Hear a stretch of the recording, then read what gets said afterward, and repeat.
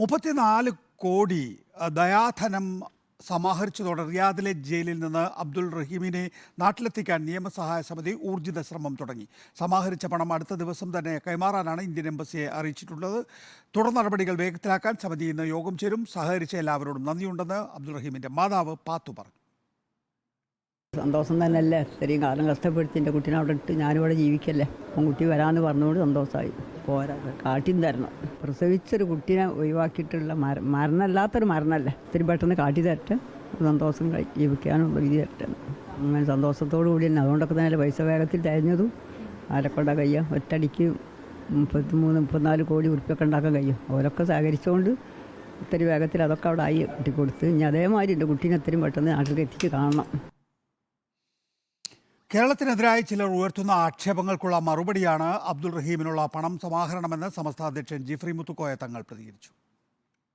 മാതൃക മാത്രമല്ല, നമ്മളെ കേരളത്തിന്റെ മതസൗഹാർദ്ദത്തിന്റെ ഒരു ഉദാഹരണം കൂടിയാണത്. കേരളത്തിൽ മതസൗഹാർദ്ദമില്ല, കേരളമാണ് ഇവിടെ ഏറ്റവും മോശമാണ് സംസ്ഥാനം പ്രചരിപ്പിക്കപ്പെടുന്നവർക്കുള്ള ഒരു മറുപടി കൂടിയാണത്. പൂർവികർ ഇവിടെ നിലനിർത്തി പോകുന്ന ഒന്നാണ്, നമ്മളിലേക്കൊക്കെ പകർന്നു തന്നതുമാണ്.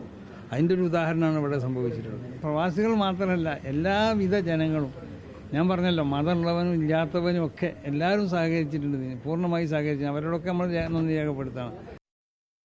സാനിയോ മനോമി വിശദാംശങ്ങൾ നൽകും. സാനിയോ, ഇപ്പോൾ ജിഫ്രി മുത്തുക്കോയ തങ്ങൾ അബ്ദുൾ റഹീമിൻ്റെ വസതി സന്ദർശിച്ചു എന്നാണ് മനസ്സിലാക്കേണ്ടത്. അദ്ദേഹം പറയുന്നത് ദ റിയൽ കേരള സ്റ്റോറി എന്നാണ്. അതെ അതെ അതെ ജിഫ്രി മുത്തുക്കോയ തങ്ങൾ അല്പസമയം മുൻപാണ് കുടുംബത്തെയും കമ്മിറ്റിയെയും സന്ദർശിച്ച ശേഷം മടങ്ങിയത്. കേരളത്തിനായി ചിലർ ഉയർത്തുന്ന ആക്ഷേപങ്ങൾക്കുള്ള മറുപടിയാണ് 34 കോടി രൂപ എന്നാണ് സംസ്ഥാന അധ്യക്ഷൻ പറഞ്ഞിരിക്കുന്നത്. ഏതായാലും ഉള്ളവനും ഇല്ലാത്തവനും എല്ലാവരും ഈ ക്രൗഡ് ഫണ്ടിങ്ങിലേക്ക് സംഭാവന ചെയ്തു. ദ റിയൽ കേരള സ്റ്റോറി എന്നാണ് അദ്ദേഹം പറയുന്നത്. ക്രൗഡ് ഫണ്ടിങ്ങിലൂടെ സമാഹരിച്ച 34 കോടി സൗദിയിലെ കുടുംബത്തിന് ഉടൻ കൈമാറാനാണ് കമ്മിറ്റിയുടെ നീക്കം. പണം സമാഹരിച്ചത് ഇന്ത്യൻ എംബസിയെ അറിയിച്ചിട്ടുണ്ട്. ബാങ്കിൽ നിന്ന് വിദേശകാര്യ മന്ത്രാലയത്തിന്റെ അക്കൗണ്ടിലേക്കായിരിക്കും ഈ തുക ട്രാൻസ്ഫർ ചെയ്യുക. പിന്നീട് ഇന്ത്യൻ എംബസിയുടെ ഫണ്ടിൽ നിന്ന് സൗദി കുടുംബം തുടങ്ങുന്ന ഒരു അക്കൗണ്ടിലേക്ക് തുക കൈമാറും. സൗദിയിലെ പ്രവർത്തനങ്ങൾ